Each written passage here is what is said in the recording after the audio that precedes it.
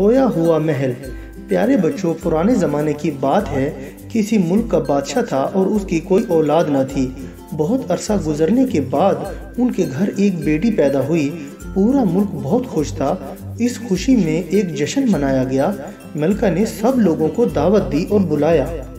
तमाम लोग आए, उनमें 6 परियां भी शामिल थीं, लेकिन मलका बूढ़ी परी को बुलाना भूल गई थी।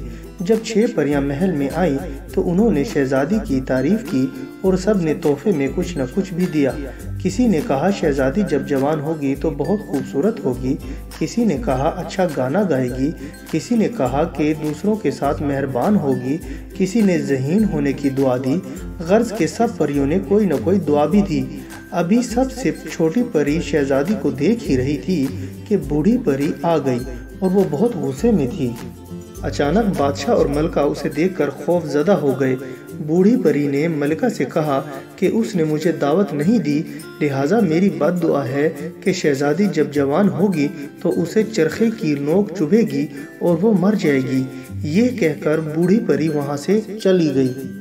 छोटी परी आगे आई और उसने कहा कि मैं इस बूढ़ी परी के जादू के असर को ख़त्म तो नहीं कर सकती हूँ, लेकिन मैं इतना कर सकती हूँ कि शहजादी मरने की बजाय सो जाएगी और 100 साल तक पूरा मुल्क सोता रहेगा और एक शहजादा आएगा और आकर शहजादी को छुएगा।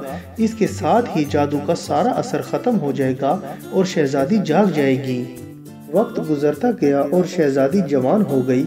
एक दिन शहजादी महल के एक ऐसे हिस्से में गई जहां वो पहले कभी नहीं गई थी। वहां शहजादी ने एक बूढ़ी औरत को चरखा काटते हुए देखा। शहजादी ने बूढ़ी औरत से कहा कि वो भी चरखा काटना चाहती है। बूढ़ी औरत ने उसे इजाज़त दे दी। जैसे ही शहजादी ने चरखा काटना शुरू किया, चरखे की नोक शहजादी के हाथ में चुभ गई और वो वहीं नीचे गिर गई। शहजादी के गिरते ही सारा मुल्क सो गया और वो औरत वहाँ से गायब हो गई। वहाँ परियां आ गईं और उन्होंने शहजादी को उठाकर उसके कमरे तक पहुँचाया और चली गईं। 100 साल गुजर गए। एक दिन एक शहजादा उधर से गुजरा और वो ये देखकर बहुत हैरान रह गया कि सारा का सारा मुल्क सोया हुआ है। वो ये देख ही रहा था कि अचानक वहाँ 6 परियां कहीं से आ गईं। उन्होंने शहजादे को बताया कि कैसे शहजादी और पूरा मुल्क सो चुका है और ये जादू कैसे तोड़ा जा सकता है। ये कहकर वो गायब हो गई। शहजादा महल में दाखिल हुआ। सब लोग सो रहे थे। उसने शहजादी का कमरा तलाश किया और एक कमरे में उसे खूबसूरत लड़की सोती हुई नजर आई। वो समझ गया कि यही शहजादी है। उसने आगे बढ़कर शहजादी को छुआ और शहजादे के छूते ही जादू का सारा असर खत्म हो गया और सब लोग जाग गए। मलका शहजादी से मिलकर बहुत रोई और खुश भी हुई। पूरे मुल्क में एक बार फिर जश्न मनाया गया, जिसमें बादशाह ने शहजादे और शहजादी की शादी का ऐलान भी कर दिया और इस तरह सब लोग हंसी खुशी जिंदगी बसर करने लगे। और बच्चों, मैं उम्मीद करता हूँ कि आपको मेरी ये कहानी पसंद आई होगी और आप इसको लाइक, शेयर और कमेंट्स भी करेंगे।